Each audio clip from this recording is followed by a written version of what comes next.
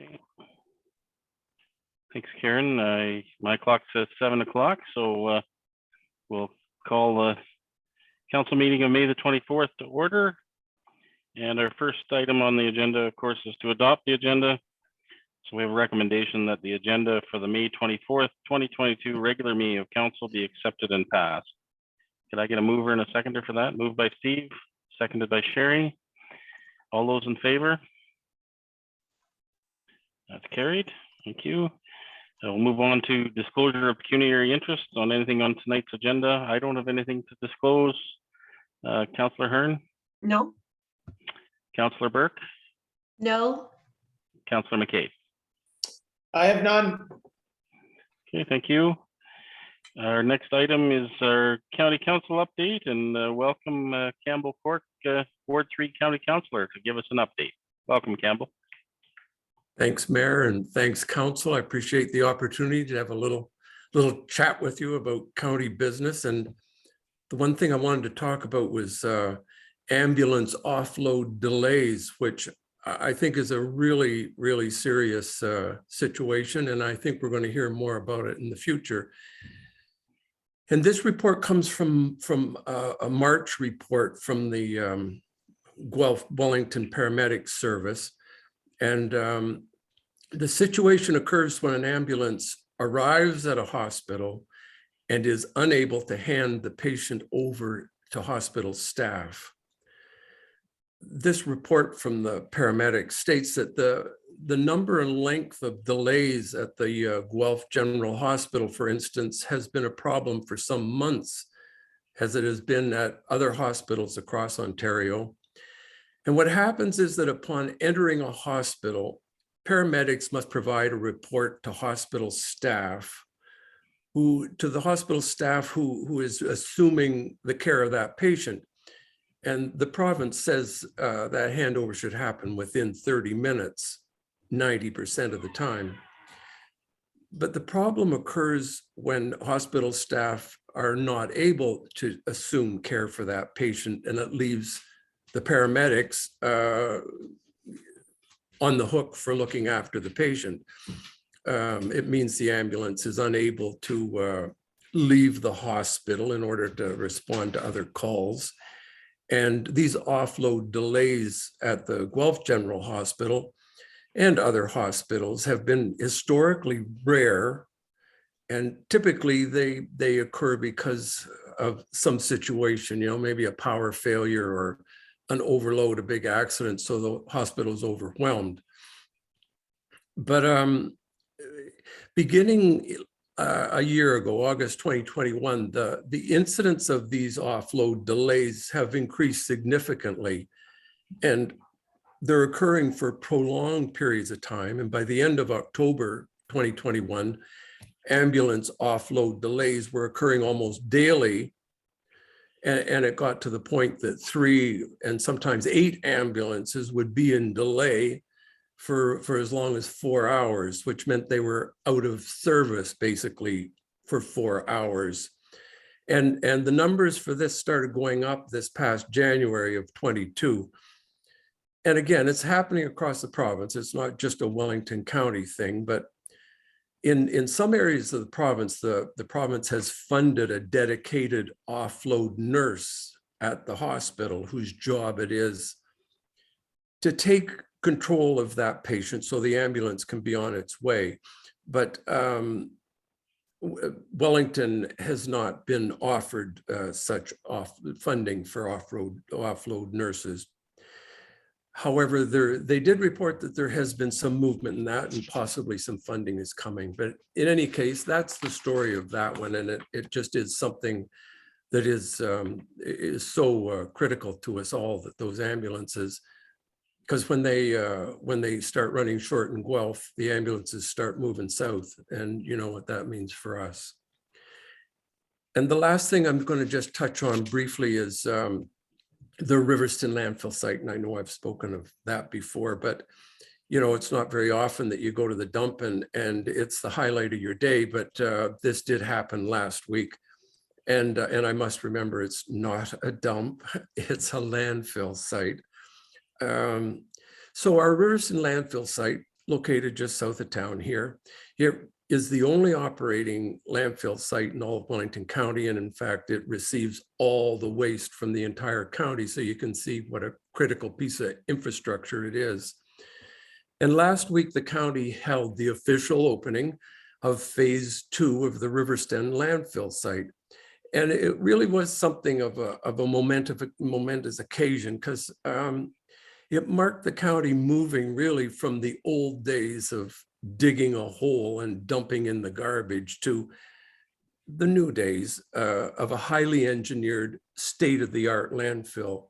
And I know I have taken a little drive around to see other landfill sites in the area, both north, and west, and this is really something to be very proud of, because there's a lot of old style landfill sites still operating. The new site has multiple liners and a 2-foot thick layer of packed clay on the bottom. And most important of all, it's designed to contain and control leachate, which might be created on the site. It's why the county's recent introduction of the green bins is so critically important to the future of the landfill site. It is green bin organic waste, which is the major contributor to leachate, that gooey slime, which I've never come face to face with personally, but I've heard lots about, that can move off a landfill site of the old style, hopefully not of the new style. But of the old style, it's the kind of thing that can get into water tables and into rivers and streams. So this also is so important to us personally here in the north, since we seem to be the home of a lot of garbage. But the bottom line is Wellington County is now blessed with some 26 years of capacity in the landfill site. And on top of that, the green bins and the brush pickup program is expected to add 5 or more years to that total. And that compares with the rest of Ontario that is in really dire straits. There hasn't been a landfill site approved in 23 years. And the province as a whole has only 14 years of landfill capacity remaining. And that capacity may drop to 11 years if the United States stops taking Ontario garbage. And I'll just finish with a couple of interesting facts. In 2021, almost half of all waste managed by Wellington County Solid Waste Services was diverted from the landfill site. That's almost half didn't get buried. And Solid Waste Services, just on an environmental front, is making, because all the municipalities have closed landfill sites, it's making them a little more eco-friendly by letting the grass grow and letting wildflowers and brush grow. And the closed landfill site in Arthur is a terrific example of just how wonderful a closed landfill site can be for our pollinators. Our own Jack Benham has played a key role in planting all kinds of pollinator plants and flowers that will just be the lifeblood of insects, particularly our bees. And with that, I bid you a good evening and thank you for your attention. I hope you're paying attention. Steve, were you paying attention? Anyway, any questions, I'd be glad to take them. I've got 3 for you, Campbell. Go ahead, Steve. Sorry, thank you. You said that 50% of the landfill was diverted. So aside from, like, I guess, recycling, where else has that 50% gone? Well, Where is it diverted to, I guess? Well, it's a lot of it is recycling, but Yeah. the leaf and brush is going to all treat to be composted and recycled. And of course, our organic matter is going in the same direction. You know, a lot of the wood and building materials are being ground up and into mulch and being used on site for roads and gardens and as cover for I believe it's being used for cover. So it's really those efforts that are just keeping it out of the landfill. And there's also big efforts by the manufacturers of things like tires and batteries and you know, white metal that, you know, if you have a visit to the dump, we're all helping to sort stuff when we go there and put our material in various piles. Okay, thank you. Can I keep going, Andy, or? Sure, go ahead, Steve. Just want to know how the rural pickup on Thursday is going. I think there's, you mean that we're picking it up on both sides of the road, the green bins? What do you mean the rural pickup? Like the Exactly. recycling. The recycling. I think we've heard good back from people that the recycling, you know, the bins are now being placed on two sides of the road. And I think that's a help, that people aren't being forced to walk across roads carrying loads of stuff. I think in the countryside, green bin is obviously going to be a little harder sell when so many you know, rural residents have their own recycling programs of whether it's a compost pile or a black box or something like that. But they are seeing the numbers going up, and I know the last report that I can remember, they were quite pleased with the take up in the rural areas. In the towns, it's definitely been a success. And the measure of the success, it's all relative, of course. It doesn't mean everybody is putting out a green bin, and you only have to look out on garbage day to know that. But in terms of their expectations, and in other areas that have started a green bin service, ours is going forward very well from all reports I'm hearing at the Solid Waste Service Committee. So how is it measured? Just by numbers, or? I think generally they see it as a percentage, but you know, rock numbers are also give you an idea of how people are responding to it. All right, and then the final one, what has there been a cost of it per year over year? Has there been, sorry? Like what is this rural pickup costing the county? And in fact, then the rural. I can't tell you. I don't have that number, sorry. The cost? Yeah, Yeah, no, I don't have that number, sorry. that'd be good to know. It's there. It's there. We've had reports. I just don't have it off the top of my head.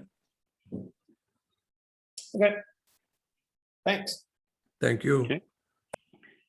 Any other questions for Campbell? Sherry, go ahead. Thanks, Campbell, for your report. My question is, as we continue to wait for manufacturing to come up with ways to rebrand and repackage their products, is the county looking at other things that maybe we could put in our recycle bins, or other ways to recycle? I think of not so much plastic bags, but there used to be several places in town that you could drop off plastic bags and they would be recycled. Now, plastic bags are almost a thing of the past now, but I'm just wondering if there are, if we're looking at other things that could go to recycling. Well, I think the biggest thing, like in terms of blue box recycling, that's excuse me, that's we're just in the middle of province-wide is the producer responsibility. The province is handing it over to producers. We've seen it with tires, and the county has taken kind of a partnership with tire manufacturers so that the tires go to the landfill site, and we get a bit for looking after that in it, but it's the producers are being held responsible. And with the goal being that really the whole blue box system will be operated by the producers. Now, when I say operated, Wellington County may say contract and continue on picking it up. but it will be the producers of paper, the producers of cardboard, the producers of plastic, of oil, of metal. They will be responsible for all the blue box stuff. And I know that Wellington County is anticipating that this is going to save us about $1 million annually when it's all, we applied to be one of the ones to start into it right away. And it started, I think, last year, but as it turns out, there's a few bumps along the road of, because it has to be a standardized thing across the province. It's exactly what you're talking about, Sherry, like what's going to go in the box. And they're just in the process of trying to figure that across the board, what's going to go in the blue box. Because obviously the manufacturers, they have a stake in the box, maybe having not quite so much in it. And we want the box to have a whole bunch in it.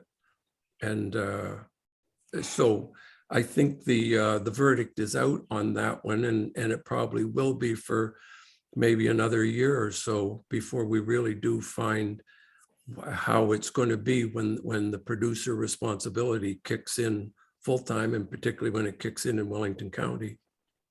Okay, thank you. Lisa, go ahead. Thanks. Sorry, I'm losing my voice already.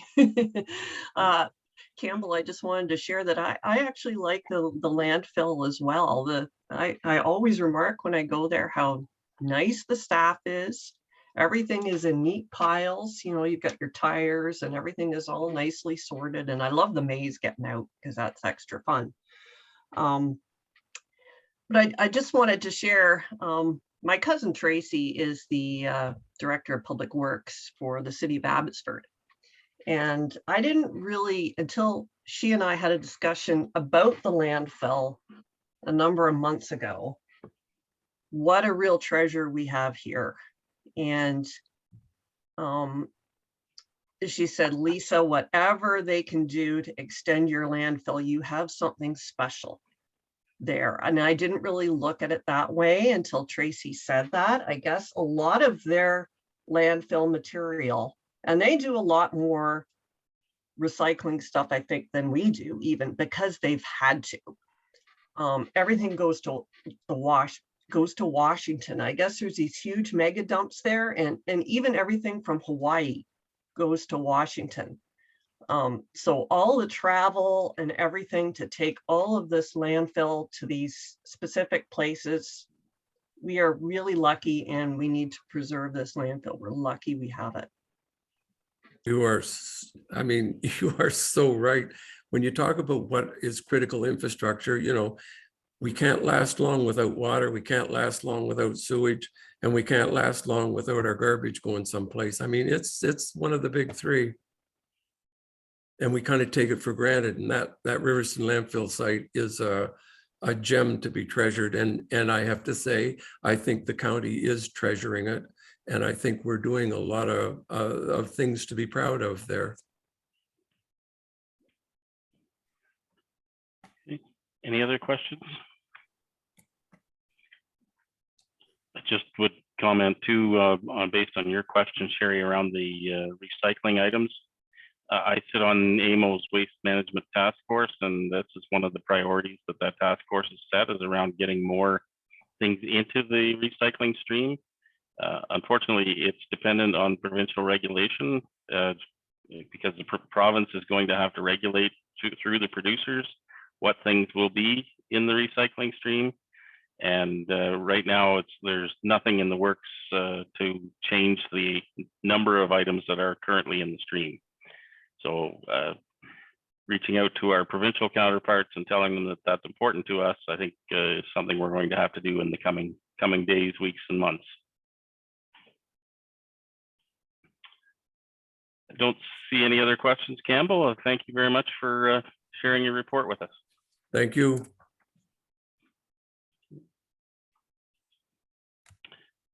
I guess we'll move on to recessing our council meeting to hold a public meeting for some minor variances. So I have a recommendation here that the Council of the Corporation of the Township of Wellington North recess the May 24th, 2022 regular meeting of council for the purposes of holding a public meeting under the Planning Act at 7:20 p.m.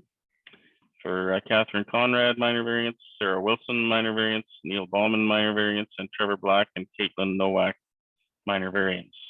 Could I get a mover and a seconder for that, please? Moved by Lisa, seconded by Sherry. All those in favor?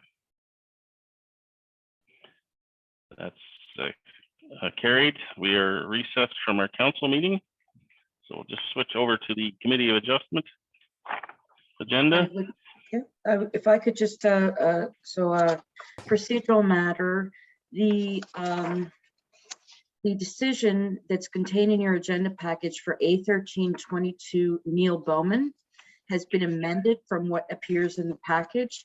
And I'll just pull it up on the screen here, and I'll bring it up at the appropriate time so that you can read this. This is what's going to, that you're going to vote on, not the one that's in the package. Okay. Thank you, Karen. We've got a couple applications to deal with before we get there, but we will certainly look for that revision when we get there. So I'll call the Committee of Adjustment meeting to order and ask if there's any disclosure of pecuniary interest from committee members on any of these 4 applications today. I have none to declare. Councillor McCabe? I have none, Mayor. Okay, Councillor Burke? No, Councillor Hearn? Nothing. Okay, thank you. Minutes of the previous meeting. I have a recommendation that the Committee of Adjustment meeting minutes of May 9th, 2022 for application 810/22 be adopted as presented. Could I get a mover and a seconder for that? Moved by Steve, seconded by Lisa. Any questions on comments on those minutes? All those in favor then? That's carried. Thank you. So our first application tonight is A11/22 for Catherine Conrad. Location of the subject property is described as West Owen Sound Road, Part Division 2, Part Lot 22, and is municipally known as 9070 Highway 6. The property is approximately 19.79 hectares. Location of the property is shown on the map attached. Purpose and effect of the application is to provide relief from the minimum interior side yard. The applicant is proposing to construct a new 465 square meter shed. Relief is requested to permit a new shed with interior side yard of 11.56 meters and recognize the location of the existing accessory buildings. Other variances may be considered where deemed appropriate. How was notice given for this public meeting? Notices were mailed to property owners within 60 meters of the property, as well as to the applicable agencies, and signage was posted on the property on May 4th, 2022. Okay, thank you. Matthew, I assume since I see your face, you're giving us the presentation on this one? Yes, indeed. Thank you, Chair, and good evening, members of council and the public. So again, through you, Chair, before you is a minor variance application to provide relief from the interior side yard setback for an accessory structure. The applicant is proposing to construct a 5,000 square foot shed for personal use, approximately 37.9 feet from the interior lot line, whereas 60 feet is required. Further, to recognize the existing location of the existing sheds on the subject lands, the applicant has indicated the proposed location would provide operational efficiency. With that said, planning staff have no concerns with the application as the request is minor, meets the intent of the official plan and zoning bylaw, and I welcome any questions. Okay, thank you. Has any further correspondence been received in respect to this application?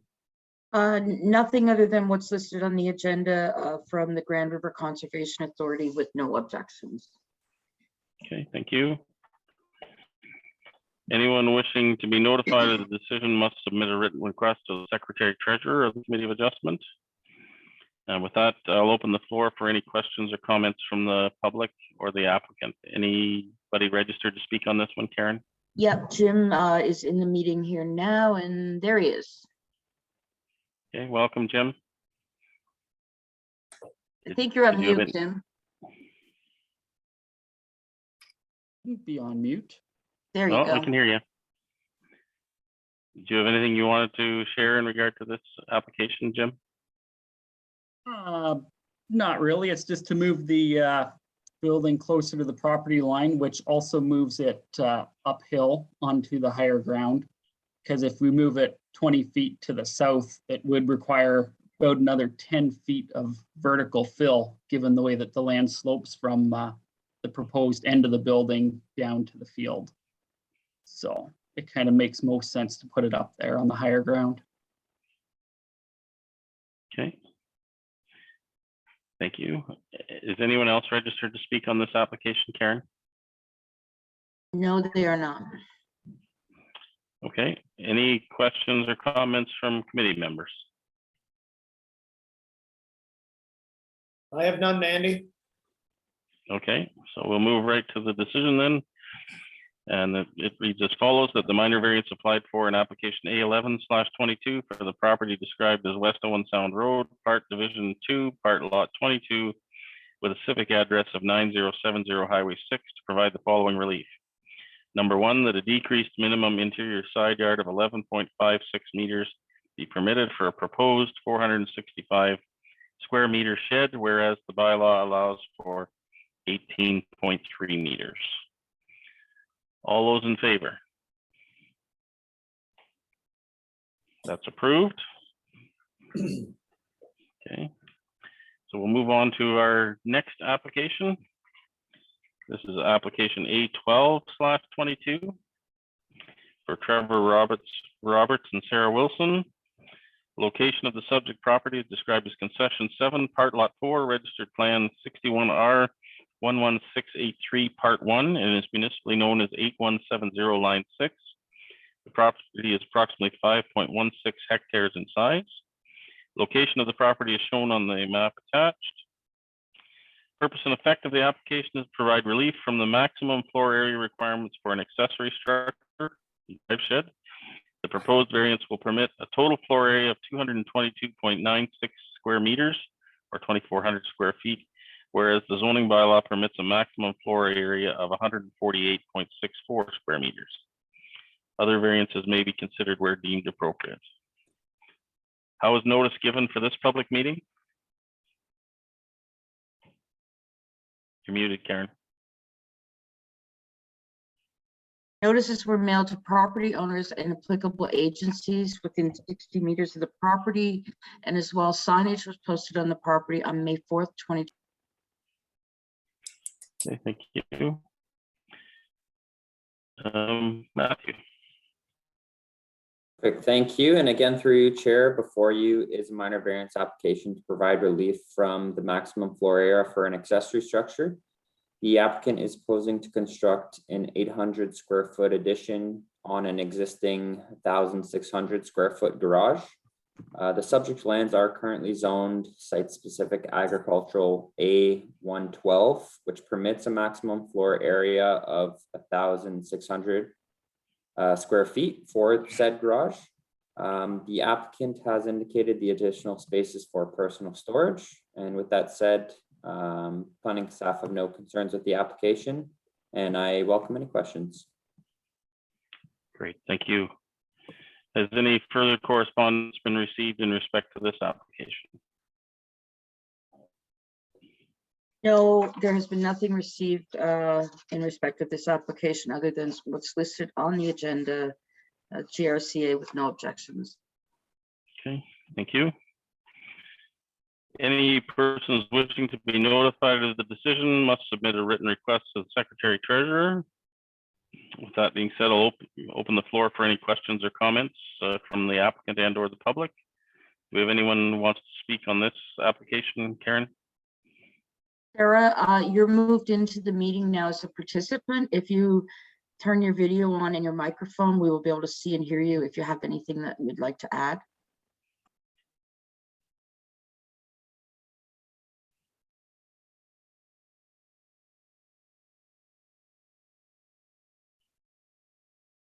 We have nothing else to add. Okay, thank you. Any questions or comments from the committee members? I have none, Andy. Thank you. So we'll move to the decision then.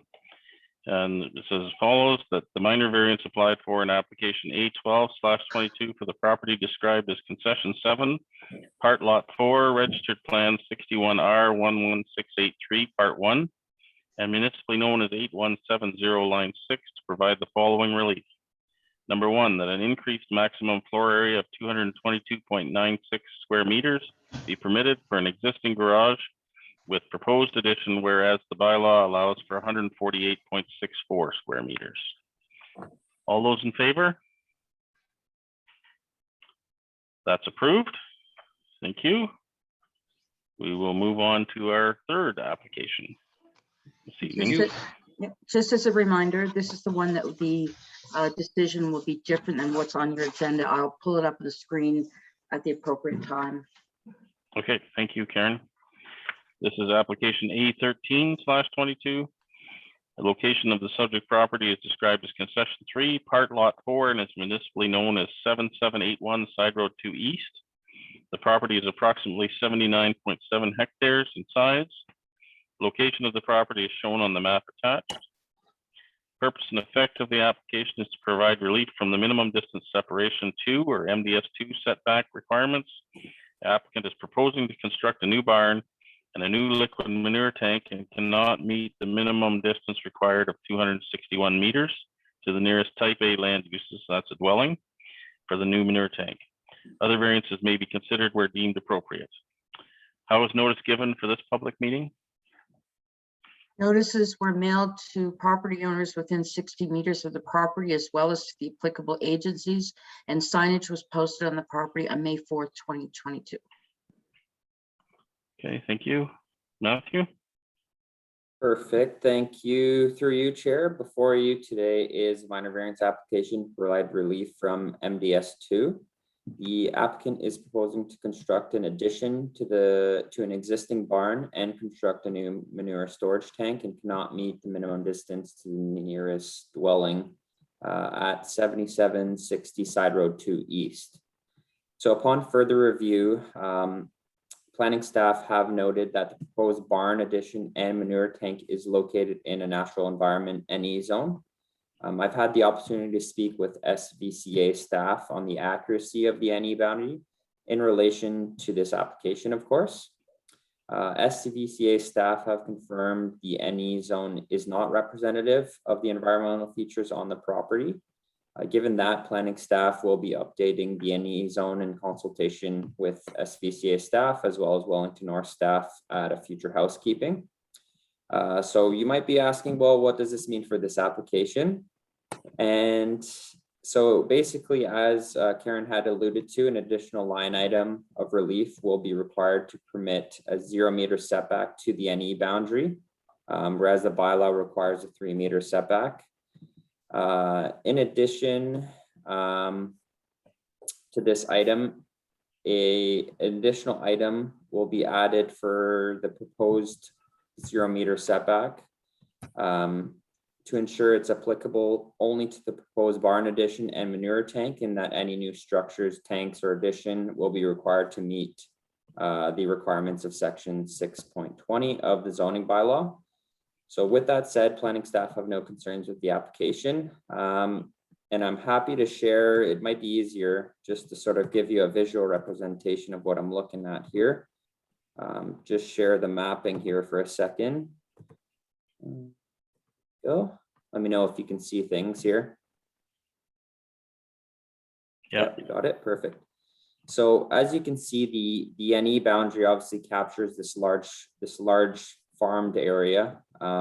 This is the parcel in question, just highlighted in blue there. So evidently the NE boundary is not representative of that area. So in consultation with SVCA, this is the official plan mapping, which again highlights, I believe it's hazard lands, if I'm not mistaken.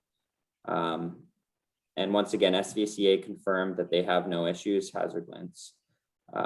with basically reverting that NE boundary just to match essentially what the official plan is stating. So again, the proposed barn and manure tank are approximately in this location. So just to provide some context there for council. So I'll just pass things over here if I can. There we go. Okay.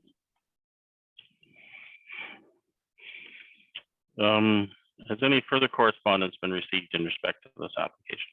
Nothing other than what's listed on the agenda from Baltimos and SVCA, and there are no objections from either of those. Okay, thank you. Any persons wishing to be notified of the decision must submit a written request to the Secretary Treasurer. And I'll open the floor for any questions or comments from the applicant and or the public. Do we have anyone registered to speak in regard to this application, Karen?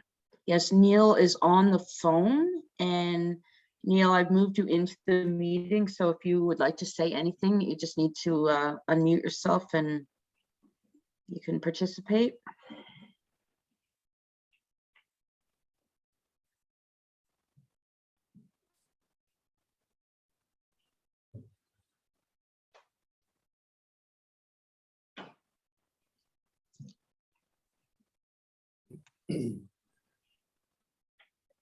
Mr. Bowman, you just need to unmute your phone, and if you would like to say anything to the committee.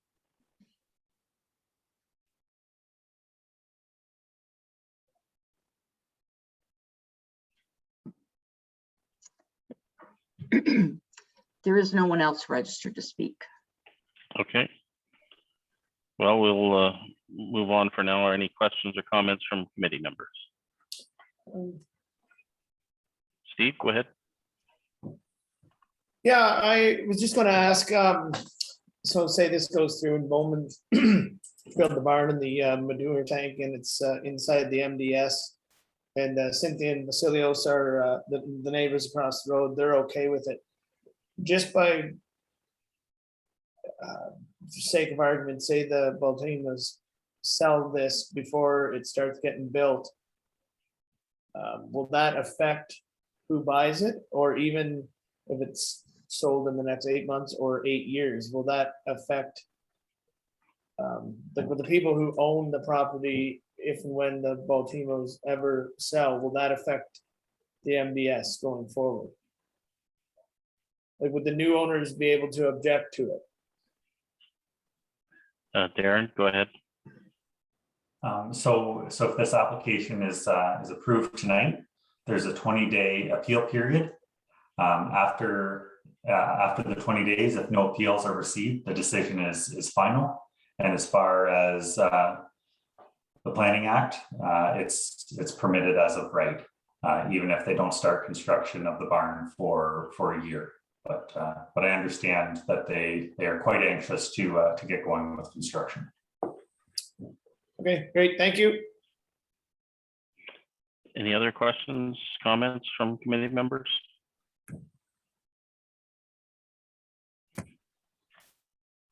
Okay, so Karen, if you could bring up the decision text.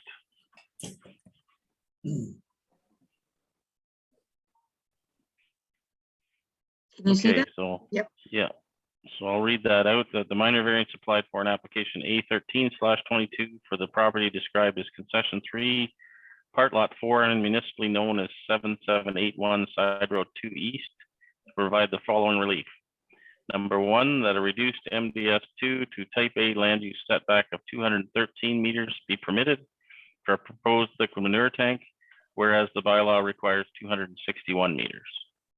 Number 2, that a 0-meter setback to the natural environment zone be permitted for a proposed manure tank and barn addition, whereas the bylaw requires a 3-meter setback. And number 3, the proposed 0-meter NE setback is applicable solely to the proposed barn addition and manure storage tank.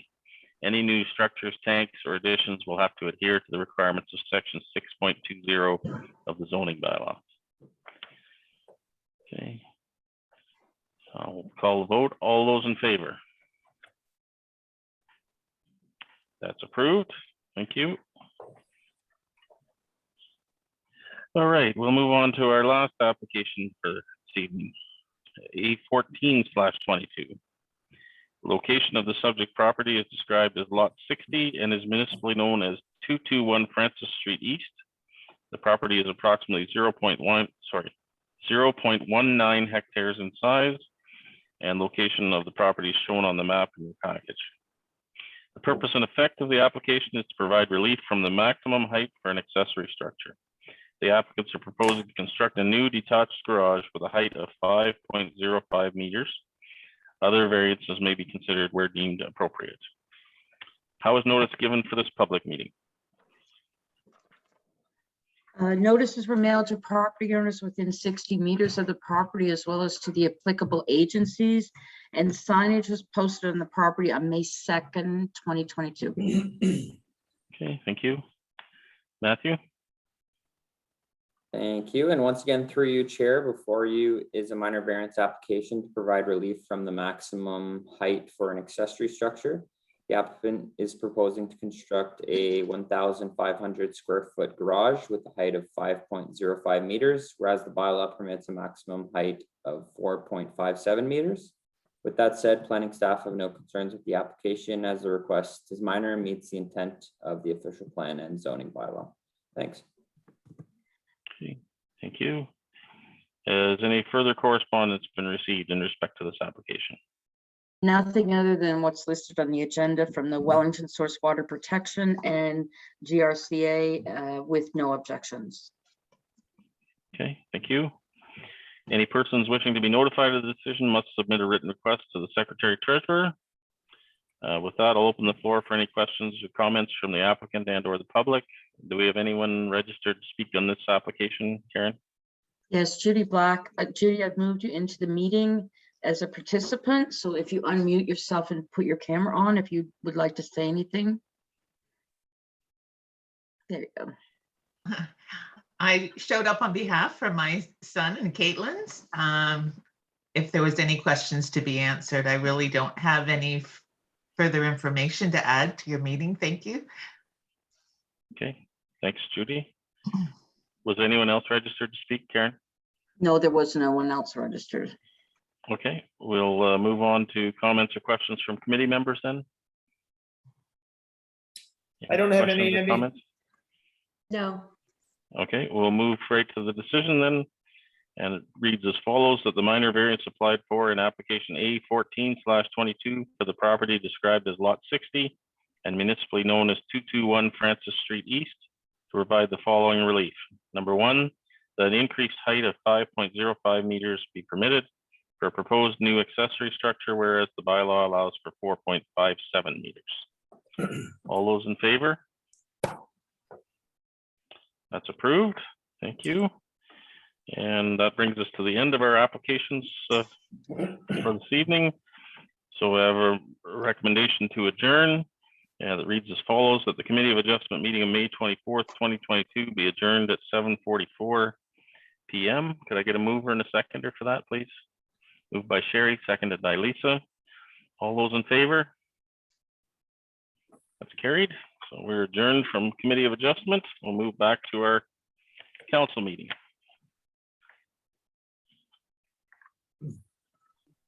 Okay, so we'll officially resume our council meeting with the following recommendation: that the Council of the Corporation of the Township of Wellington North resume the May 24th, 2022 regular meeting of council at 7:44 p.m.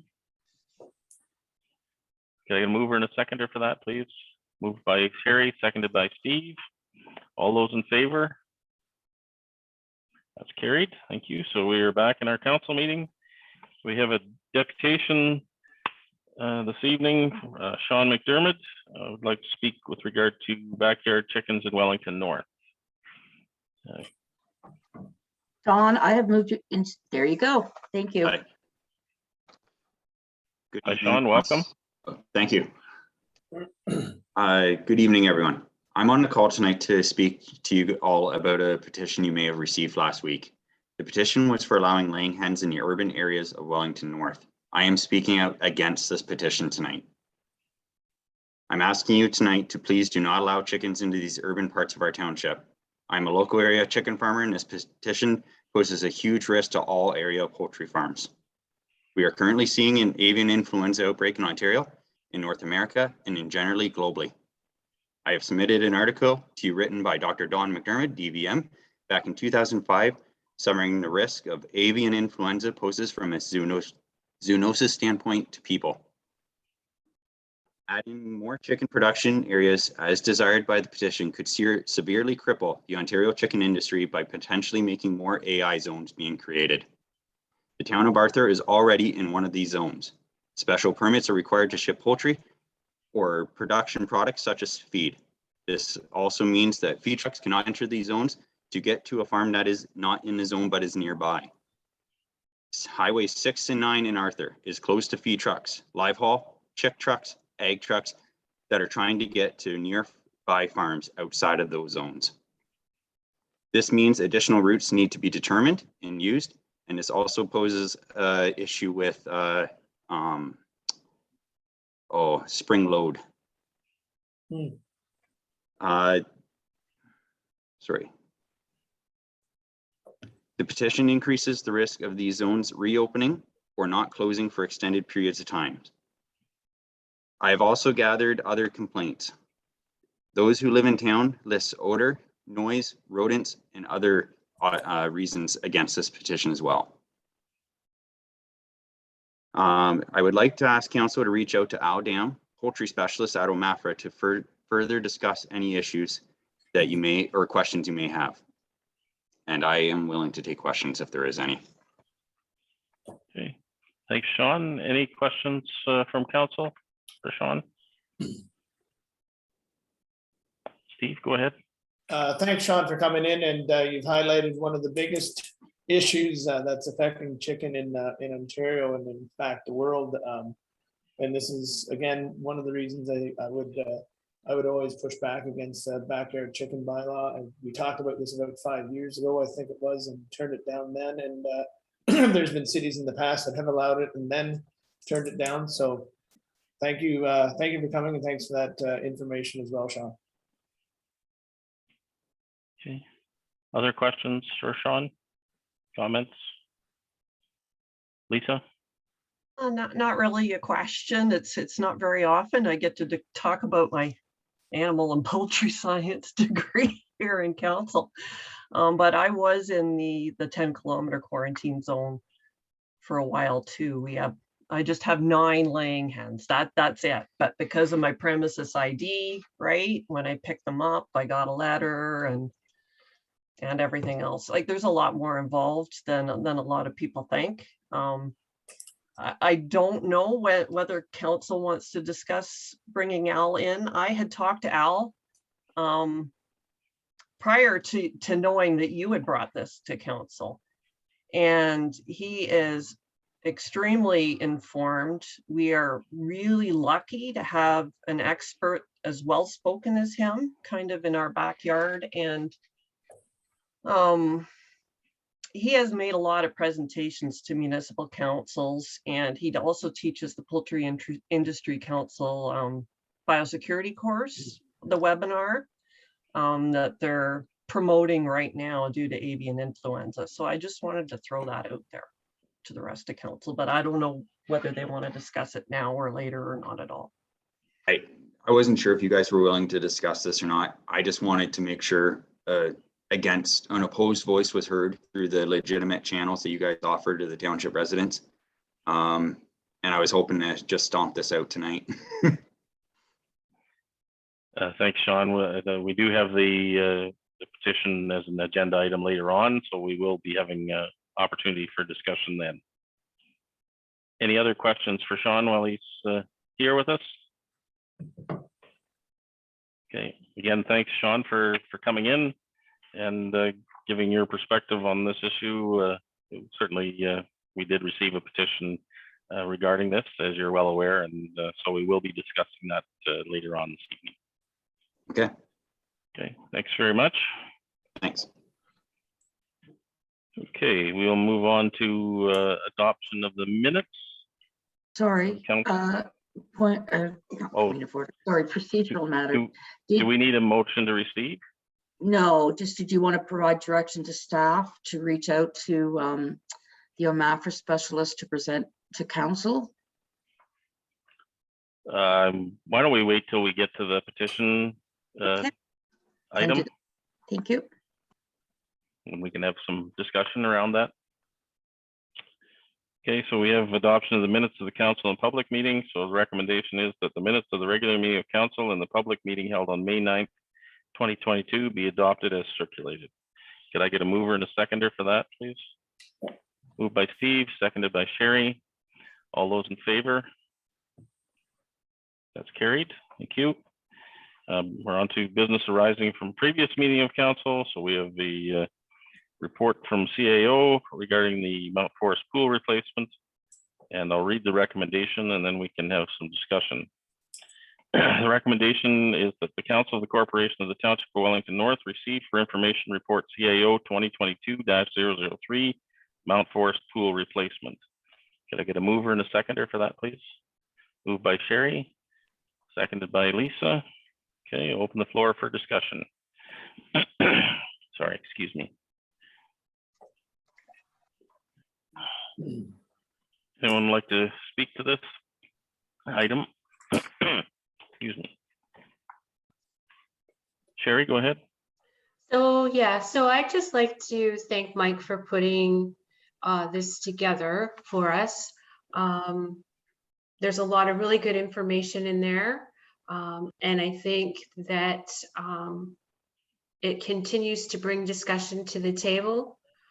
We had a good discussion at the rec meeting the other week. And I like the fact that this is going to be a continuous item on the agenda until we get all of the details with regards to the project worked out. As chair of recreation, that makes me very happy, and also as a counselor. And I also liked the fact that because in the past meetings, we've been dwelling on the actual costs and what it's going to cost to the taxpayer. And I like the fact that we've actually detailed some of the other avenues that we can use funding for the project. And I think I'll just sort of leave it at that for now. But yes, I'm quite happy with what we see here. Other questions, comments? Lisa, go ahead. Like Councillor Burke, I'm quite appreciative of this report. I think my position, I'm a counselor, but because I'm not on RAC, I'm not on the ad hoc committee, and I'm not on Mount Forest, in Mount Forest, I'm kind of, more doing the chamber and BIA things. I'm a little more removed than everyone else. So this was extremely helpful to me, and I'm very appreciative of that. Okay. Steve, did I see your hand up? Yeah, thanks, and through you, Mayor. Yeah, this provides a really good detail, not only of the cost of the new pool, but of what we're in debt for and what we have to work towards in the future. So I think this is a good report to have in front of not only us in REC and Sherry with the ad hoc committee, but for all of the public as well. So yeah, great report. Thank you for it, Mike. Okay. Yes, thanks, Mike. I guess this is probably going to be your last report to council, and thank you for pulling that together. We did ask for that the last meeting, and it gives us a great place to start the discussion. We do have a number of items there, though, that we are going to have to make some decisions around. I'm not sure entirely what the order ought to be for those things, because some of them are very interdependent, if I can use that term. One decision in one area is going to affect some of the others as well. So, I think it might be worthwhile for us to, if we can, as much as possible, have some discussion about some of the items listed in Mike's report specifically, so give us some direction as to which items we should start decision-making around, so that we can knock them off one at a time, so to speak. So if anybody has any areas that they'd like to highlight, I think would be great. So we don't necessarily need to hammer out the final details today, but maybe a place where we can start that everybody thinks of, and see if we can arrive at some consensus around the process here. Anybody want to suggest a path forward?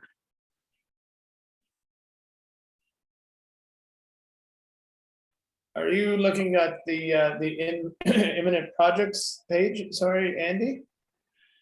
I was speaking more generally, Steve, not, we can look at the specifics. I know that, I mean, I'll lay it out there, and I know Councillor Burke referred to it as well.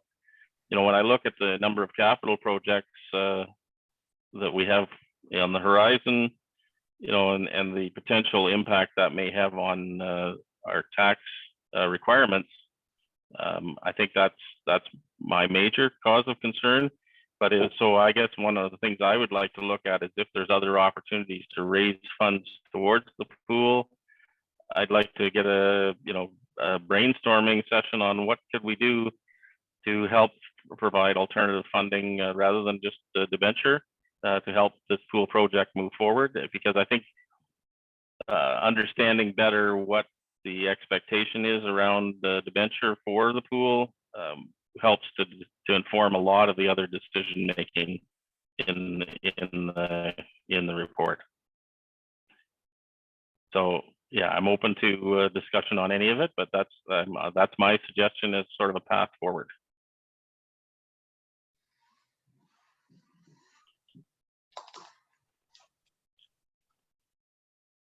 Sherry, go ahead. Yeah, so I think that we're probably going to have to debenture a portion of it. I think that there are a lot of fundraising opportunities, and we've also talked about speaking to our neighbors that use the facilities to try and come up with some recreational agreements. I see that more as a council and staff role, as opposed to necessarily the aquatics committee. I mean, as much as I'd like to be a part of it, I think I might be able to answer some of those questions, but I'm not sure that that's, if we're going to Southgate and West Gray, that's not a position that a volunteer committee should take. I know that the other day I saw, and I haven't shared this with staff, I was hoping to have a little bit more information, but there must be some kind of grants out there, because Kitchener-Waterloo have several grants on an aquatics center that they're building, and they received a significant amount of dollars in funding through some type of grant. I'm not sure what it was, because they didn't specify that on the news. So I think that we need to look at all alternatives.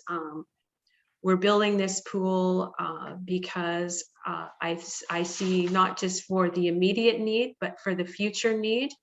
So I think that we should be able to tap into some of those development charge dollars that Mike has listed on the bottom as well. I just think that this is a really important project. We continue to talk about infrastructure for growth. Well, this is part of, in my mind, infrastructure for lifestyle for those folks that are coming to our community. So I think we need to look at a fine balance as to what we debenture and how much we use from other revenue sources. And I guess the other question that we've often heard is, if the aquatics committee raises more money than what's set out, if we get more money from grants and and donations and cover the cost, does that help our cost? If we don't meet our dollars? Because I see it's outlined closer to the bottom of the report, and I kind of like it where, you know, 2/3 of the funding and 2/3 of the fundraising is met. But I don't want to see the project be put on hold if there are grant dollars out there and the fundraising group hasn't met their target. Okay. Other comments?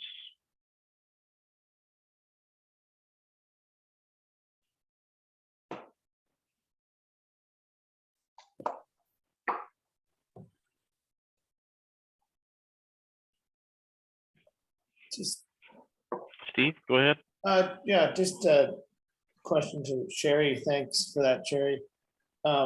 Just with regards to your last comment, and by some stretch of the imagination, you guys don't make your target, which I have full belief in that you will. Would that just mean less enhancement, so to speak, then?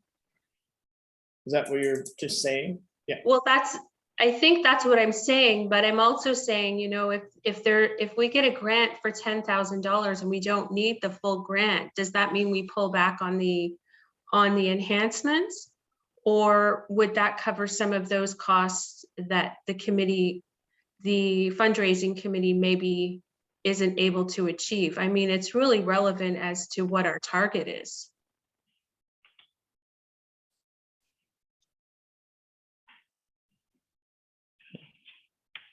But ideally, yes. I mean, if there are no grants and there is, you know, if there's a shortfall from our end, then, you know, we would have to look at what enhancements we could do without. Okay. Other questions, comments?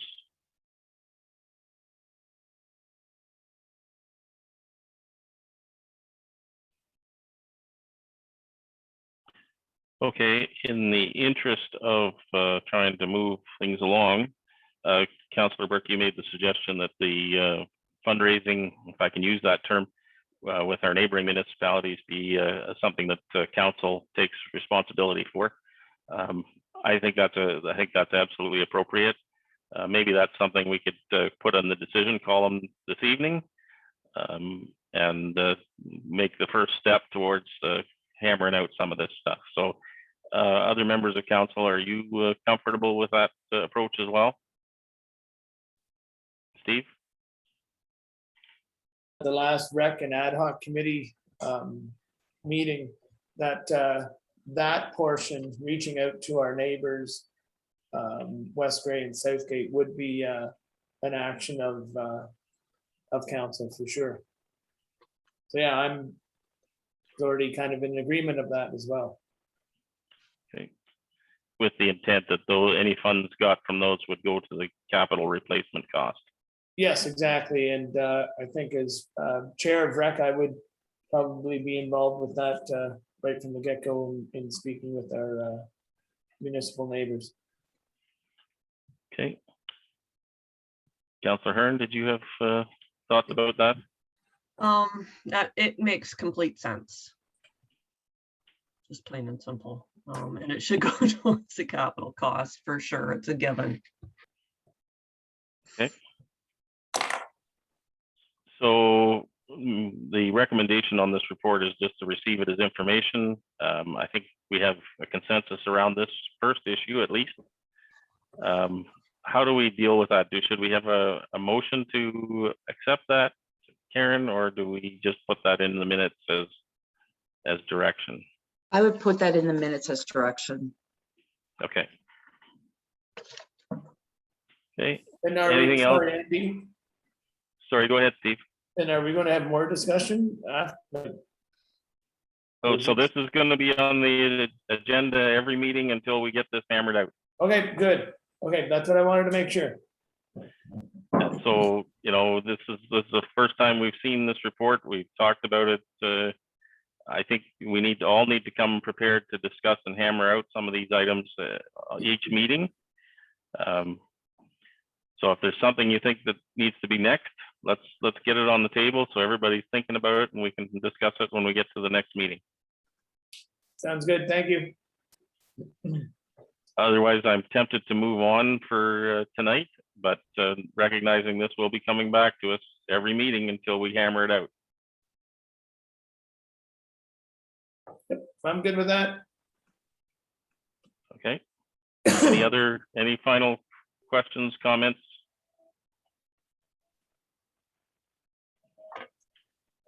Can you hear my dog howling in the background?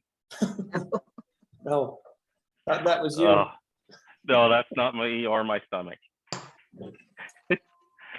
Anyhow, I'll call the motion with regard, and this is just again receiving it for information, but we're all understanding this will be back with us at our next meeting. All those in favor? That's carried. Thank you. So don't let that staff report get too far away. We're going to be referring to Mike's report for weeks to come. Thank you, Mike. So Karen? a procedural matter, do you want that report included in each agenda package? Probably a good idea, at least initially. Okay, Mike will live with us forever. We'll just keep calling them.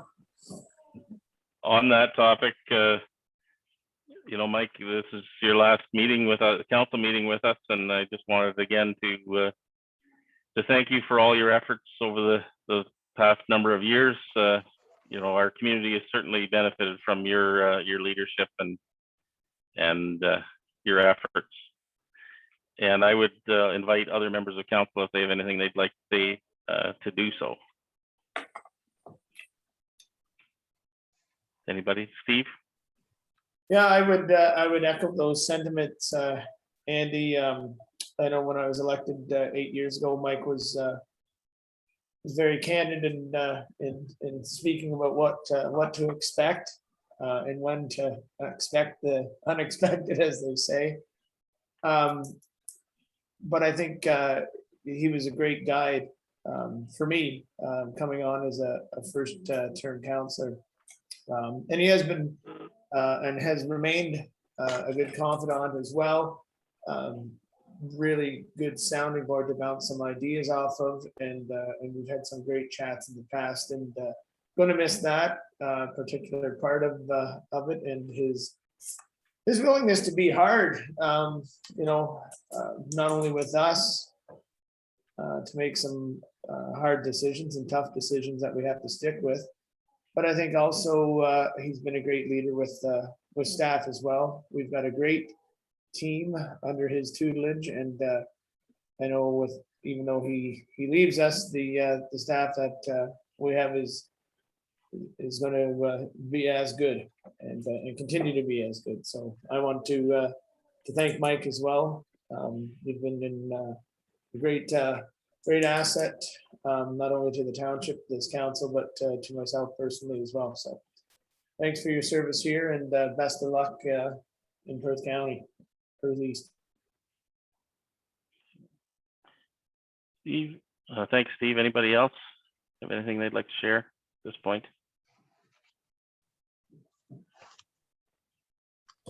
Can't really top that. We're gonna miss Mike? you. Mike, did you want to rebut any of that? Certainly not rebut any of it, but I think it's well known I probably get more credit than I deserve in a lot of instances, like tonight, and maybe sometimes more blame than I deserve in other instances, but it has been a phenomenal ride. I've said this numerous times, and I say it to staff on a regular basis. I have a great deal of respect for anybody that puts their name on a ballot and comes forward as a municipal councillor. You guys deserve to be treated with respect, and you have a great staff here to provide you with information and guidance to make good decisions. Yeah, sometimes, as Councillor McCabe has said, Maybe I pressure the decision-making process, but I do it because I think it's best for not only council, but the community and for staff. So that's been an approach that I think has been well received. And I appreciate those comments. Certainly yeah, the change will be good for me, but I leave with many fond memories. Even the anxiety associated with council meetings, anxiety is maybe a strong word, but I enjoy council meetings. I enjoy the process. I enjoy the preparation. Maybe I don't always agree with the outcome, but I understand how the process works. And I've been very grateful to be part of it with this group for a long time. So I wish you all the best. And yeah, if my legacy is the Mount Forest Pool report on a number of agendas, I will I will remember that fondly as well. Thanks. Like Sherry, did you have? Yeah, I don't have a lot to say. I just wanted to wish you the best of luck, Mike, and thank you. Okay. Thanks. Okay, we're on to items for consideration. So let's pull out any that we'd like to have some discussion on.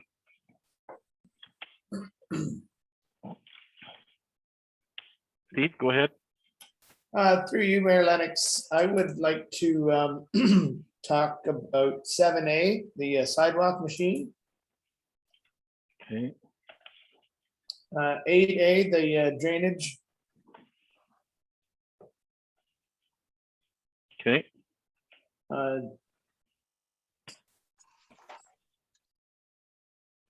And 9C, the Deer Ridge. Okay.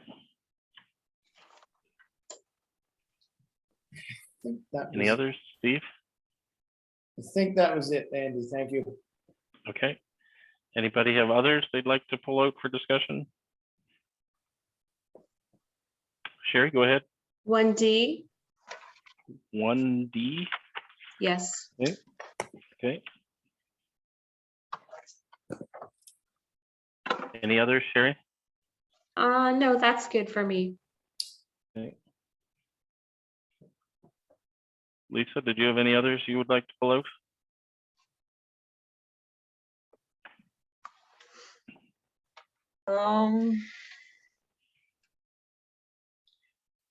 I think we should pull 9D just because we already kind of alluded that we were going to pull it. Okay. Other than that, I think everything else is covered.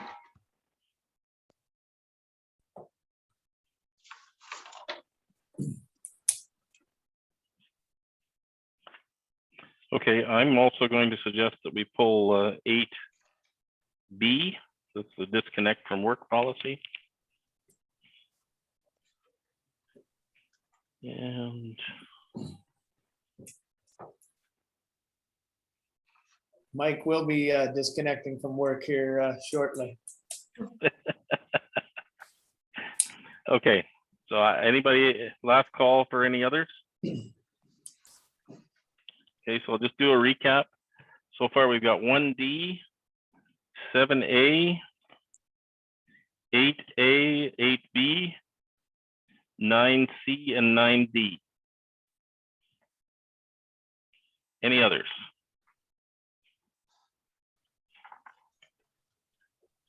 Okay, then let's deal with everything else.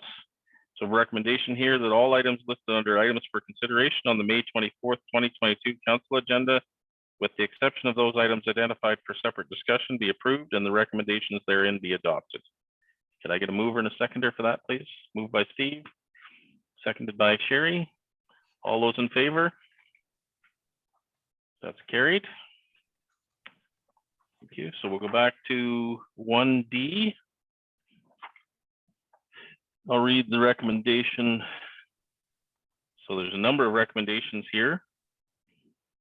So we'll start with the first one, the recommendation that the Council of the Corporation of the Township of Wellington North receive the minutes of the Recreation, Parks and Leisure Committee meeting held on May 10th, 2022. Could I get a mover and a seconder for that, please? Moved by Lisa, seconded by Steve. Any discussion on that recommendation? Okay, all those in favor? That's carried. The next recommendation is that the Council of the Corporation of the Township of Wellington North direct staff to provide pool concept 3 and the results of the Mount Forest Outdoor Pool Community Survey questions 9 and 13 to the Mount Forest Aquatics Ad Hoc Advisory Committee to solicit feedback from local schools. Could I get a mover and a seconder for that, please? Moved by Sherry, seconded by Steve. Any discussion on that one?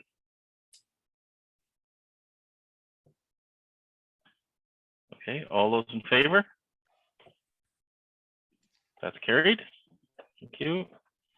And the third recommendation that the Council of the Corporation of the Township of Wellington North endorse both that Arthur and Mount Forest pools remain operational for the 2022 summer season with a reduced program schedule of approximately 5 hours per day per facility.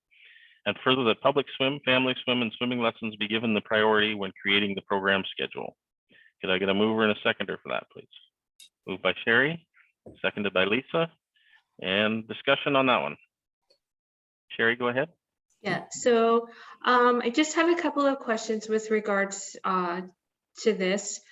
Just wondering if we've made any progress in recruiting more lifeguards for the season. And if we haven't, with the loss of revenue and reduced programming schedule, do we have any plans to safely reduce our expenses for the pools? And what programs will we be looking at losing for the season? And what will the bather load be for the summer with a reduced staff? Okay, go ahead, Mandy. Thank you, Mayor Lennox, through you to Councillor Burke. So in total, we have hired 5 full-time lifeguards, and we've been able to secure 5 part-time lifeguards. The 5 part-time lifeguards are available. One's available in August only, one's available Mondays and Fridays only. So there's some various scheduling challenges that we're working around with those lifeguards. Sorry. So with the pool schedule, what we have set up right now is that it would run Monday to Friday from 1 o'clock until 8 o'clock. We do have cleanings built in Mondays, Wednesdays, and Fridays. Within that programming, we do have public swim. We have 2 public swims that are an hour long. We have family swims that are an hour long. We do have day camp, aquafit, and lane swim, as well as swim team happening in the schedule. So what we have reduced is in years prior, we would have swimming lessons from 9 until 12 in the morning. We have reduced those, removed those, and we've put them to 4 to 7 p.m. instead.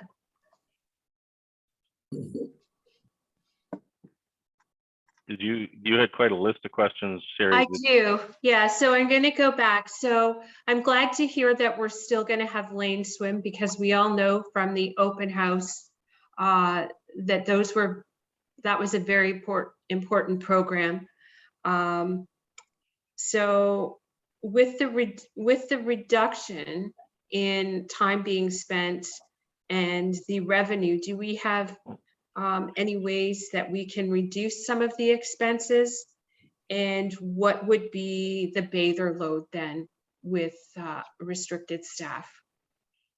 Thank you, Councillor Burke. So our new bather load for public swims and family swims will be 30 people in the pool.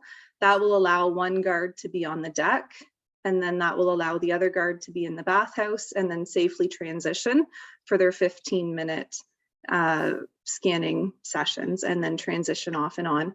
We are hoping to hire a program assistant, so that's somebody who does not have to have any aquatics background. And what they would do is they would be in the bathhouse taking money from patrons who are coming in, which may allow us to increase our bather load depending on the day. So that's a position that we are looking to hire right now. In regards to expenses with the pool, a majority of the expenses do come from our staffing. So with having reduced staffing, our expenses will naturally be reduced as well. However, our opportunity for income will also be reduced due to bather loads being restricted. Okay, thank you. Other questions, comments? Steve, go ahead.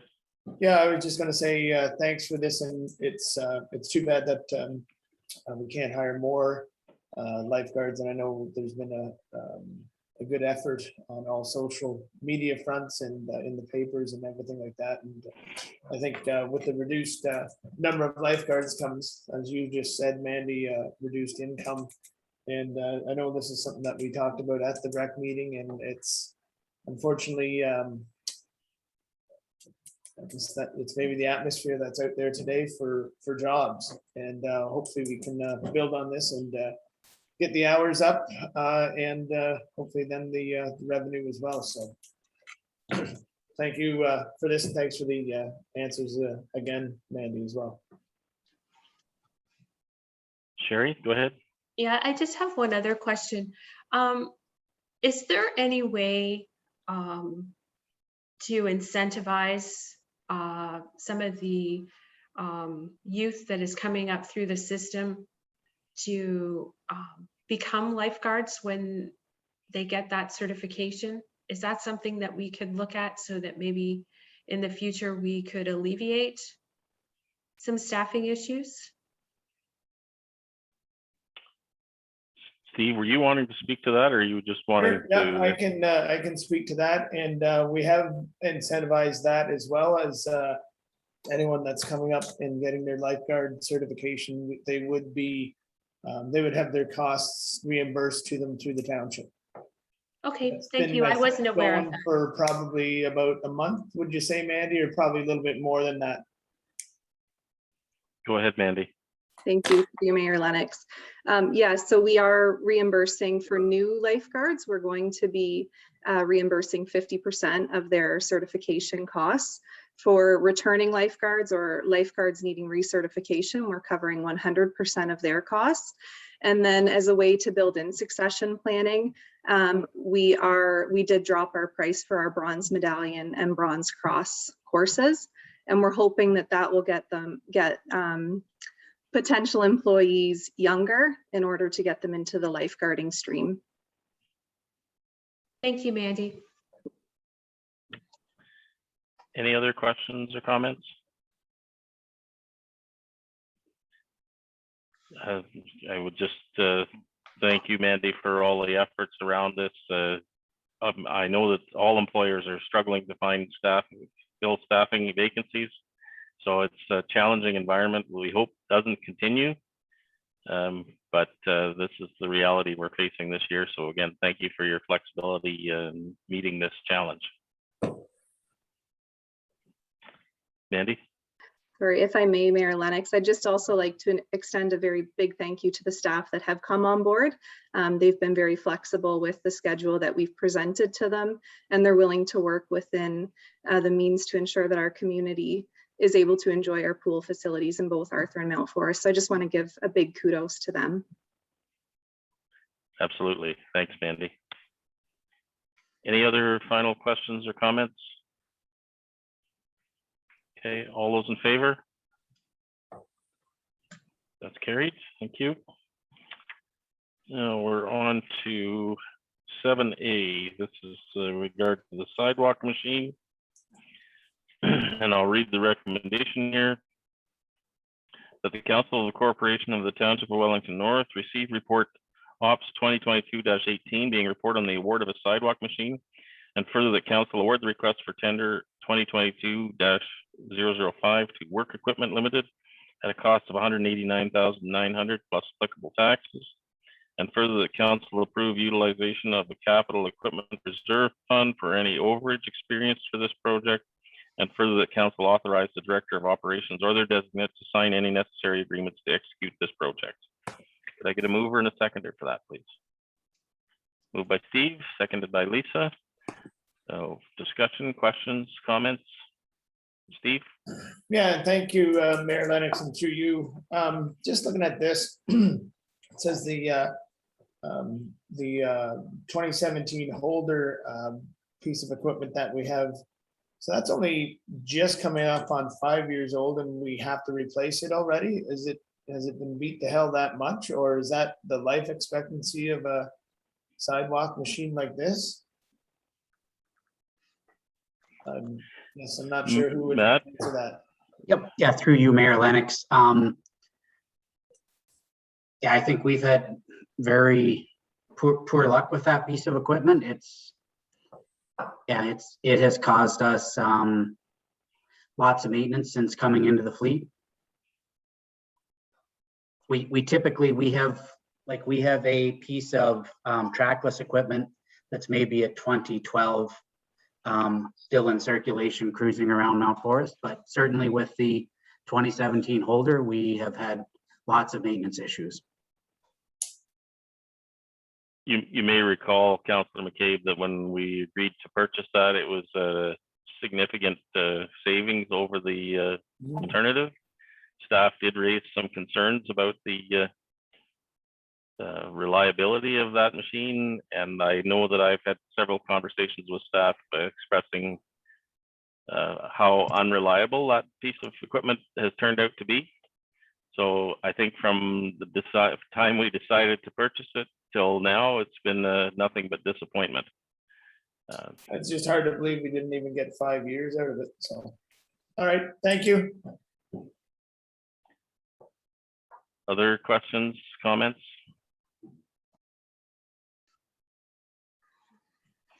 Okay. All those in favor? That's carried. Thank you. Move on to 8A.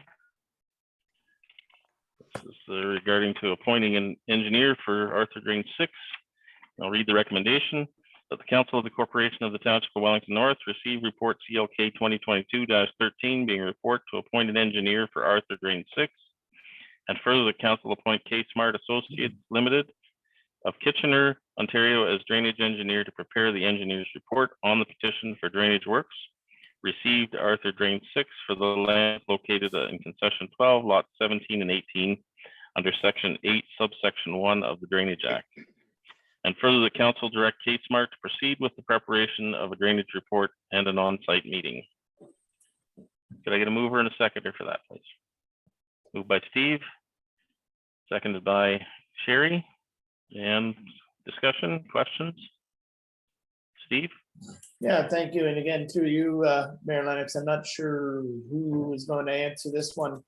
So it says that the, excuse me, the drain is going to be closed on 4 farms. I don't want to assume anything, but I imagine I know it doesn't really have anything to do with appointing the drainage inspector, but do we know if this is just, it's being closed in, but are these fields all going to be tiled, or? Like, it'd be interesting to find out, like, just closing a drain, there's a drain there since 1914 for a reason, but just wondering if they're just going to drain into something like a tile drain somewhere else. Karen, go ahead. I could just introduce Thomas Jackson. Everyone's aware of our former drainage superintendent, Garth, and he's semi-retired, I believe, or fully retired, I'm not sure. So Thomas Jackson is our new drainage superintendent, and so I'll throw the question over to you, Tom. Hello, thank you. Yeah, Garth is semi-retired as of now. I'm still in contact with him and he comes into the office on occasion. To answer your question, Steve, I'm not sure what the farmers are planning. It is an existing ditch from 1914, and from the mapping, it looks like it followed the historical field, which now is being farmed as larger lots as opposed to when it would have been broken down into quarters back when they originally made the drain. I do know that they are already tiled, so I would assume that the drainage works would be just for ease of working the land. So You're looking puzzled, Steve. Did that answer your question? Not really, no. And maybe I missed something, and sorry, Thomas, and welcome. It's nice No, to thank see you. a new face for the drainage engineers here in this area. Sorry, maybe I missed you. So they're closing it, but they are putting tile in, or you don't know if they're putting tile There is So- existing so- tile. Oh, sorry. in? Okay, I didn't hear that, Thomas. Okay, So Yeah, there is existing tile, and I think they are planning on improving the tile that is there, either Okay. by putting in more narrow headers, but they do plan on improving the field drainage. okay. So just when I first heard about a couple of years ago about closing in a drain, I thought they were like covering, like getting rid of the drain. But it means that they're just covering the drain to close it so you can drive your vehicles over it. Yep. Yeah, so we're not, yeah. Okay. Yep. Great. Thank you. And thanks, Thomas. Thank you. Any other questions or comments?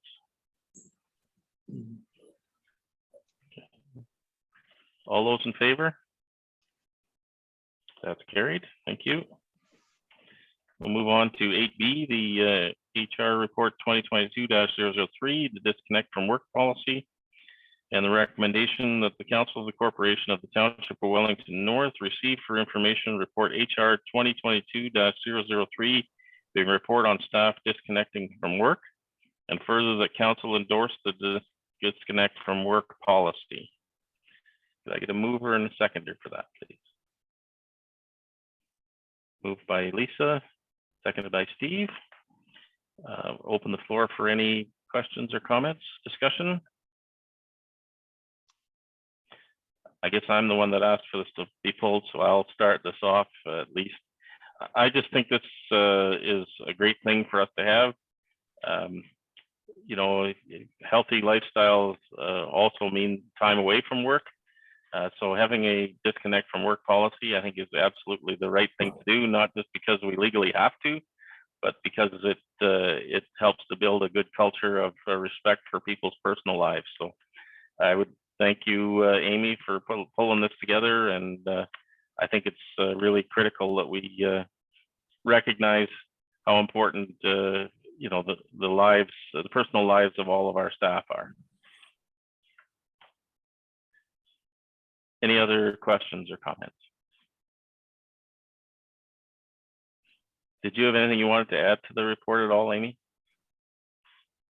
Thank you, Mayor. No, I do not have anything else to add. Just to echo what you said, I think it's very important also coming out of our post-pandemic world where people have been working from home and very easily accessible by their employers at, you know, any time of day. So to echo again what you said, I think it's very important for our staff's well-being and to have that, you know, healthy boundary between their personal lives and their work lives. Okay, thank you. Any other questions or comments? All those in favor? That's carried. Thank you. We'll move on to 9C. This is the correspondence from Deer Ridge Heights, Inc. regarding the Mount Forest subdivision. And the recommendation is that the Council of the Corporation of the Township of Wellington North receive the Deer Ridge Heights, Inc. correspondence dated May 1st, 2022 regarding the Mount Forest subdivision. Did I get a mover and a seconder for that, please? Moved by Sherry, seconded by Steve. Open the floor for discussion. Steve, go ahead, and then Sherry. Sorry? You go ahead, Steve. Sherry's had her hand up too, so I'm. Oh, go ahead, Sherry. I just have one really quick question, and that is that the letter states that they're going to continue on with the development as it was proposed previously, with the exception of the commercial parcel at the corner of 6th and Bentley Street. Do we know what that parcel is going to look like, or have there been any discussions on what they plan to do with that section? Darren? Thank you, Mayor Lennox. And yeah, it's unclear at this point what that corner is going to look like. They've floated a few different concepts to staff. But once they get that nailed down, it'll come back to council for council's consideration for sure. Okay, thank you. Steve? I was just wondering, said that they were going to start grading in the year, and I was later in this year, sorry.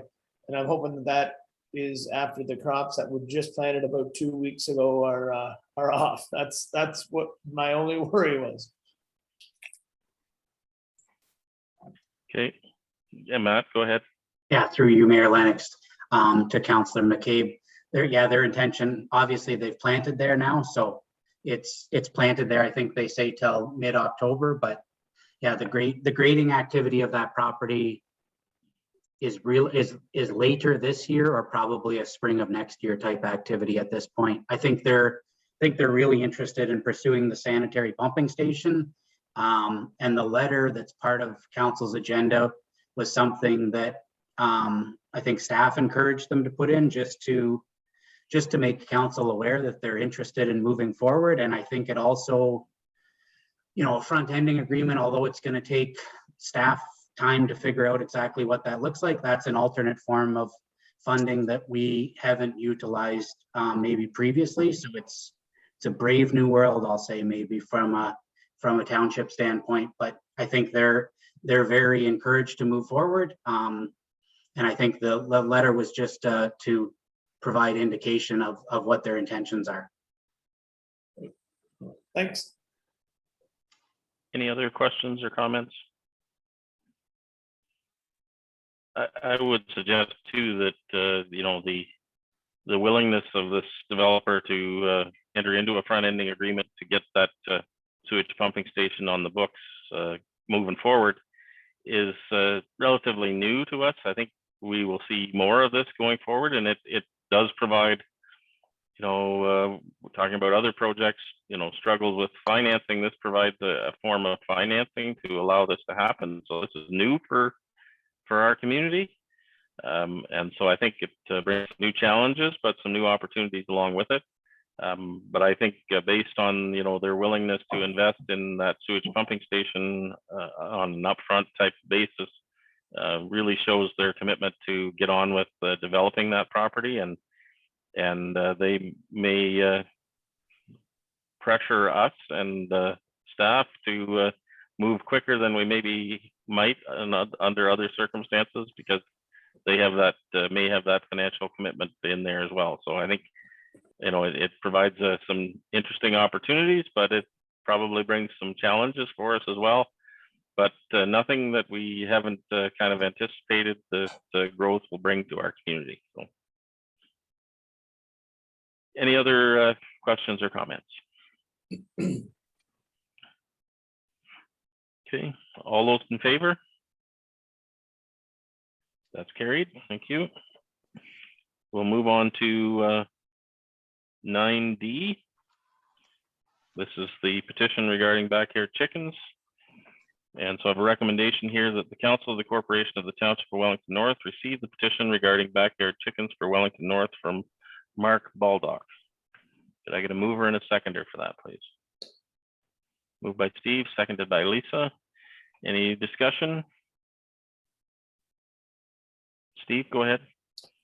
I think, excuse me, Sean earlier alluded to this, and with great cause with the avian flu that's going around Ontario, and we're in the one of the hardest hit areas. I am not interested in the least in opening up this conversation again. I mean, you look at the list of people that signed the petition, and yeah, there's a lot of them, but I would say at least 1/3, or as my dad used to say, a big 1/3 aren't even from our municipality. And yeah, that's all I'm going to say on this. I don't think it's a good idea still, and especially given the time and the environment that we're in with the lockdowns and all the, like I said earlier, and Sean alluded to, the disease. Not a good time ever, and not a good time for sure right now. Okay, thanks, Steve. I saw Mike had his hand up. Mike? I don't believe this will change Councillor McCabe's position, but the submitter indicated, Mr. Baldock indicated that the software that they utilize for the petition created some problems with the addresses, that although they appear to be outside of Wellington North, that all of the signees, his indication was, were within Wellington North, even though the addresses came out differently. There was a software issue around that. So just wanted to clarify that piece. I don't believe, I'd be shocked if Councillor McCabe changed his position based on what I just said, but I did want to provide that clarity. And thanks, Mike. I know there's 5 names that I recognize that are actually from out of our municipality. So I'm not going to change my mind. You're right, even with your pressure. Other questions or comments? Lisa? Yeah, I remain status quo on this issue. We've made the decision a couple of times, but I'm still wondering about bringing the poultry specialist back as an expert, just so that we have this, you know, for a future council or for the public, that brings us facts and no opinions. And I think people will be shocked. Okay, Sherry? Yeah, I'm okay with Councillor Hearn's suggestion, but I don't really think that it's going to change my opinion either. As it's been stated, we've talked about this a few times. I think that and from some discussions I've had with others, that the benefits are outweighed by the challenges with human, chicken, and wildlife conflicts, not to mention companion animals that live not only in rural, but in urban. And one of the points that I'd like to make is that urban density continues to restrict the lot sizes, making them smaller. So the coops would be in closer proximity to neighbors. So I can just see the increase of noise and odor complaints. And we all know here in town, when there's a coyote or a fox sighted in town, because it's all over what's happening. So I just think that predators, the increase of predators within the community is an issue, along with the attraction of rodents because of their diet. And I do realize that some people will have great chicken coops, just like lots of people have great, nice, clean barns, but there are lots of people that won't maintain their coops. So for some of those reasons, I'm opposed to reopening the conversation, and think we should leave it as status quo. Okay. Thank you. I'm of a similar opinion, that I think we've made this decision, and the issue with the avian flu just makes the decision we made look all the more appropriate under the circumstances. I would be open to the idea suggested by Councillor Hearn of inviting the OMAFRA poultry specialist to give us a presentation, not only for our own education, but for the education of our residents as well. So I think we could go ahead and receive this petition for information and give direction to staff that we invite the poultry specialist to give us a presentation if council is okay with that. Mayor Lennox, I'm fine with that. I think that perhaps maybe that would put this issue to bed if we did that. Okay. Any other final comments?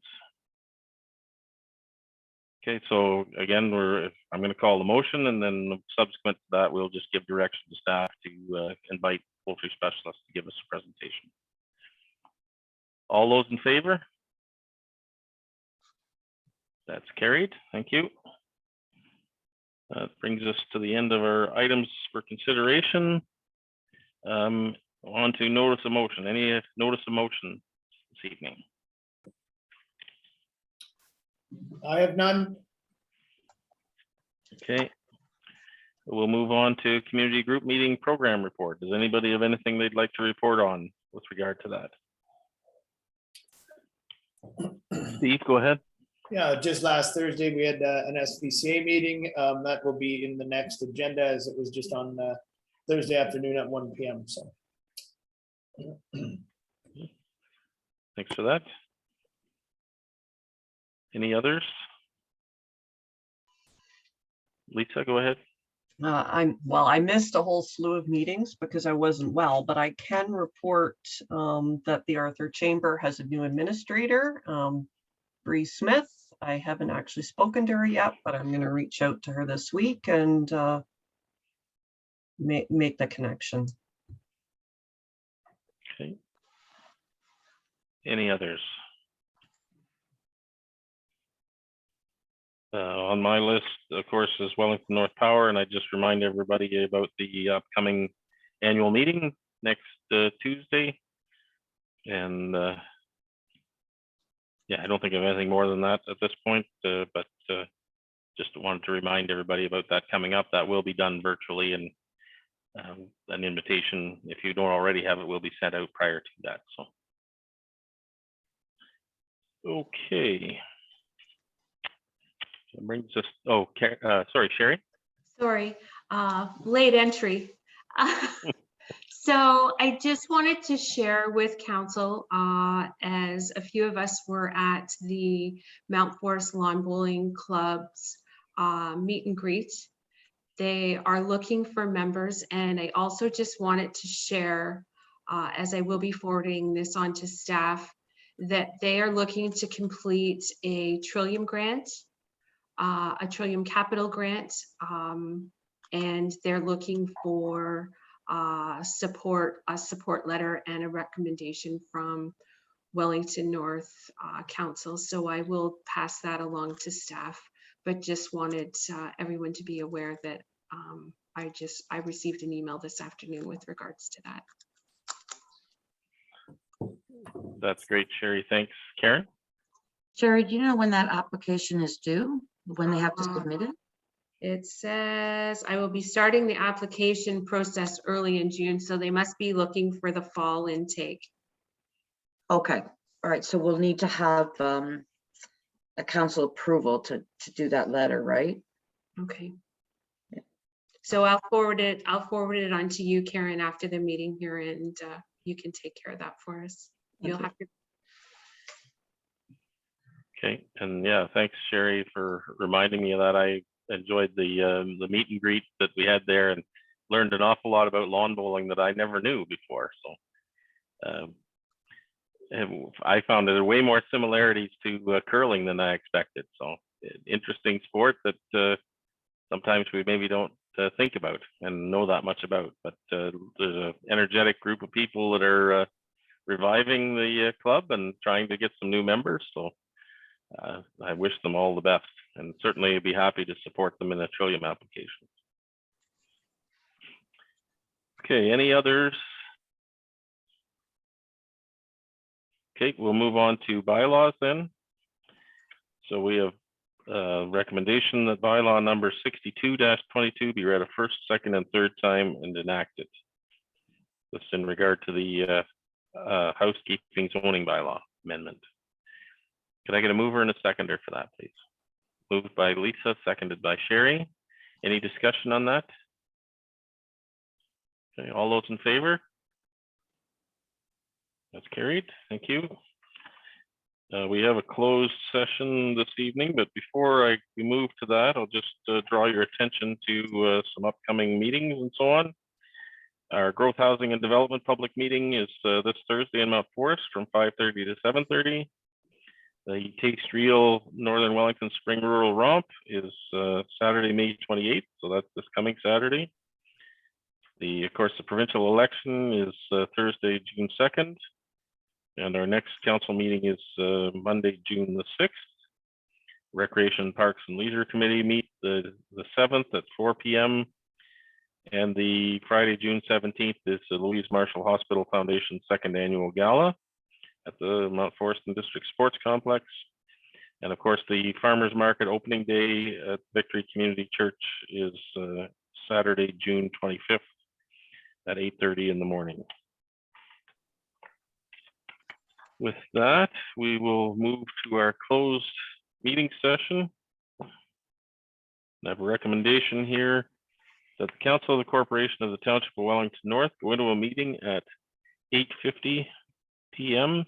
that is closed to the public under subsection 239(2) of the Municipal Act 2001, specifically for item C, the proposed or pending acquisition or disposition of land by the municipality or local board. Item D, labor relations or employee negotiations. And item B, personal matters about an identifiable individual, including municipal or local board employees. And we'll deal with reports EDO 2022-20 land sale, the Waterhouse consultant update, and CAO verbal update regarding negotiations and personnel, and deal with the closed session minutes from April 25th. So can I get a mover and a seconder for that recommendation, please? Moved by Steve, seconded by Lisa. All those in favor? That's carried. So we are